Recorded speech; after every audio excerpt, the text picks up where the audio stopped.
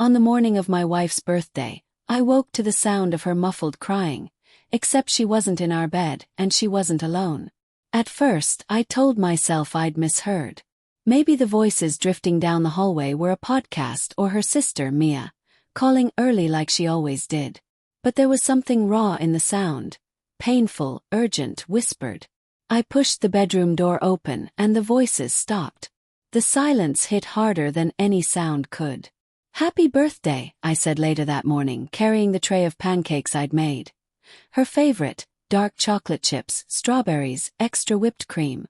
She stepped back when I leaned in to kiss her cheek, as if my breath burned. "Thanks. I'm just not feeling very affectionate today," she whispered. It stung more than it should have. But lately everything did. She'd grown distant these past months, working late, guarding her phone, giving me smiles that never reached her eyes. I told myself marriages went through phases. People got tired. Stress changed people. But it wasn't stress that made someone flinch at their husband's touch. I wanted to ask again about the voices, what I heard, what I thought I heard, but she'd spent the entire morning avoiding me, like I was walking around holding some invisible truth she refused to confront. By afternoon, her family arrived. I smiled, played the good host, made sure the balloons stayed afloat, the candles were lit, and the music was soft enough for conversation. But my wife avoided me the entire time, floating around the room like a ghost wearing her skin. It wasn't until Mia, the one person who'd always been honest with me, painfully so, walked through the door that something inside me shifted. She hugged my wife first, long and tight, whispering something into her hair that made my wife's lip tremble. Then Mia turned to me. She stepped forward and wrapped her arms around me in a hug so fierce it shocked the room into silence. "I'm so sorry," she breathed into my shoulder, her voice breaking. "For what?" She pulled away, eyes glistening, and looked at her sister.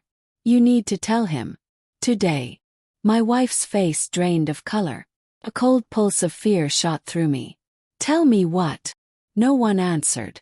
People stared at me, at her, at the widening cracks spreading through the birthday cheer like a fault line ready to swallow us whole.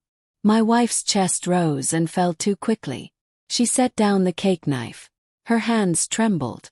"Can we talk?" she whispered. Everyone disappeared into the living room, though I felt the weight of their ears hanging in the air. She wouldn't look at me. Not at first. "I didn't mean for any of this to happen," she said finally, voice shaking. The words tasted like poison even before she said the rest. "I've been seeing someone." The floor might as well have tilted. My stomach lurched with betrayal so sharp it felt physical. "Since when?" She swallowed. "A few months." The morning voices, the late nights, the sudden distance, the flinch. I forced my voice to stay calm. "Why?" Tears streamed down her cheeks. "Because I was lonely. 'Cause we stopped talking. 'Cause you always seemed so sure.